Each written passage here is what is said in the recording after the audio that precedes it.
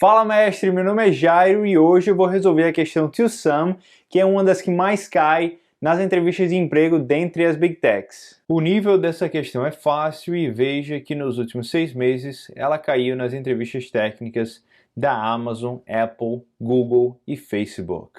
O site do LeetCode não tem uma versão em português. Se você ainda não estiver confortável com o idioma, utilize o tradutor do Chrome, tire suas dúvidas e volte para a versão em inglês. Então, bora ver a questão. Dado um array de inteiros com a variável chamada nums e um outro inteiro com a variável chamada target, retorne os índices dos dois números que somados é igual ao valor do target.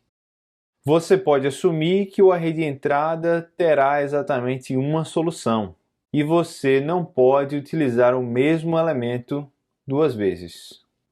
Depois que a gente ver os exemplos, eu volto para essa parte que talvez tenha ficado um pouco confusa. E aqui no final a questão diz que você pode retornar os índices em qualquer ordem.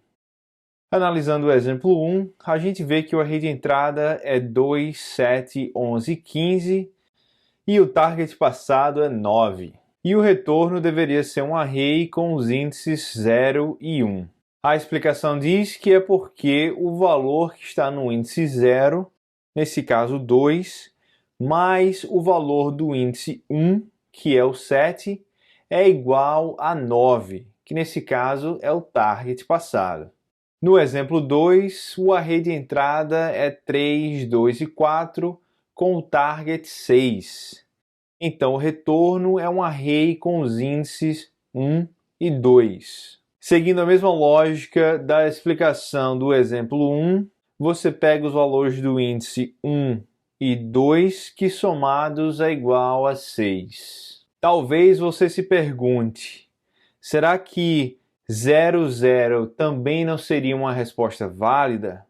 Já que 3 mais 3 é igual a 6? Se a gente voltar para essa parte que talvez tenha ficado um pouco confusa, ela diz que o mesmo elemento não pode ser utilizado duas vezes. Aqui no último exemplo, que é o exemplo 3, o array de entrada é 3 e 3, com target 6. O retorno deveria ser 0 e 1. Porém, se a gente retornar 1 e 0, a resposta também é válida. Porque aqui na questão diz que você pode retornar os índices em qualquer ordem. A outra coisa é que eu não preciso me preocupar em validar se o array de entrada é vazio, porque a questão fala que sempre terá uma solução válida. A forma mais intuitiva de resolver esse problema é verificar se existe alguma soma entre todos os possíveis pares que é igual ao target. Então, para calcular os pares, eu vou utilizar o array do exemplo 1 com target 9. Daí eu pego o primeiro elemento, que é o 2, e calculo todos os pares do 2 até achar o target. Então a gente teria 2 mais 7, 2 mais 11 e 2 mais 15. Se o valor do target não for encontrado, a gente pula para o próximo elemento, que é o 7. Então os pares do 7 são 7 mais 11 e 7 mais 15. Veja que a gente não precisa calcular 7 mais 2, porque 2 mais 7 já foi calculado. O cálculo, ou os pares, será sempre feito com os números que vêm depois do elemento atual. Se o valor do target ainda não foi encontrado, a gente pula para o próximo, que é o 11. E a gente teria aqui 11 mais 15.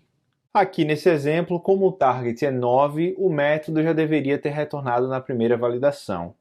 Porém, se a gente trocar o target de 9 para 26, esse algoritmo teria que calcular todas essas combinações até chegar na última, que é 11 mais 15. Essa solução é considerada a de força bruta. Fazendo uma análise desse algoritmo, tecnicamente existem n vezes n-1 dividido por 2 pares para serem verificados, onde n é a quantidade de elementos dentro do array. Para a entrevista técnica, esse algoritmo é de time complexity big O n ao quadrado.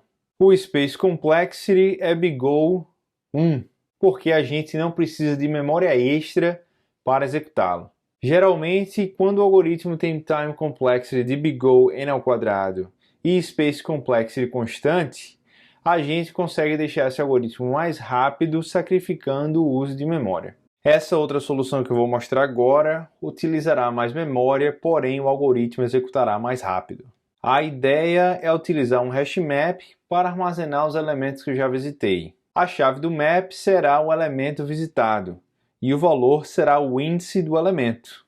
Então, percorrendo o array somente uma vez, da esquerda para a direita, a gente precisa saber se o valor do elemento atual mais algum outro valor já visitado é igual ao target. Ou seja, se algum outro valor já visitado é igual a 6 menos 3, que é igual a 3. Agora a gente verifica se o 3 existe na lista dos elementos visitados. Como nesse caso o hash map está vazio, a chave não existe, eu pego e adiciono o valor e o índice do elemento atual. Eu vou utilizar um hash map porque as operações de inserir e verificar se contém um valor no map são de complexidade constante, ou BigO1. A gente pula agora para o próximo elemento e faz a mesma coisa. Verifica se 2 mais algum outro elemento já visitado é igual ao target. Ou seja, se algum outro valor já visitado é igual a 6 menos 2, que é igual a 4. Agora a gente verifica se o 4 existe na lista de elementos visitados. A chave 4 não existe, então eu pego e adiciono o valor e o índice do elemento atual dentro do hash map. Pulo para o próximo elemento do array e vejo se 4 mais algum outro valor já visitado é igual ao target. Ou seja, se algum outro valor já visitado é igual a 6 menos 4, que é igual a 2. Agora a gente verifica se 2 existe na lista de elementos já visitados.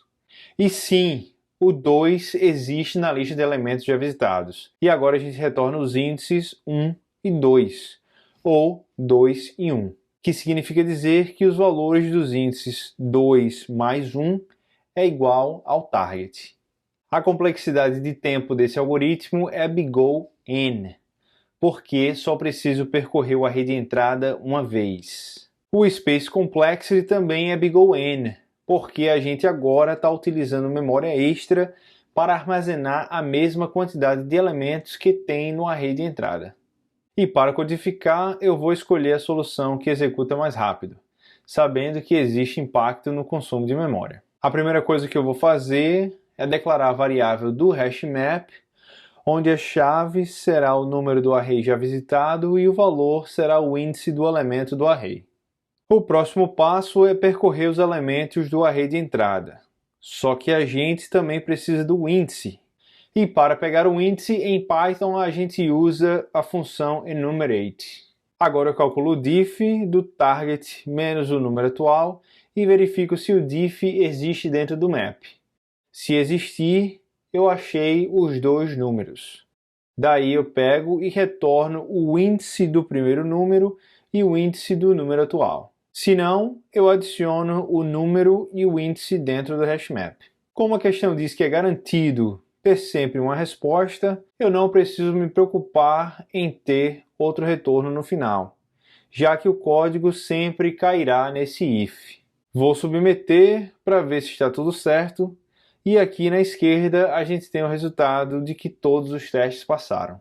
Se você conseguiu resolver esse problema de alguma outra forma, deixe sua solução nos comentários.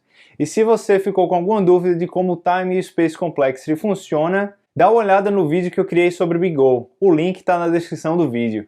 Eu espero que esse vídeo tenha te ajudado e se te ajudou, considere se inscrever no canal, dê o seu like e compartilhe com seus amigos que querem ganhar mais dinheiro em tech.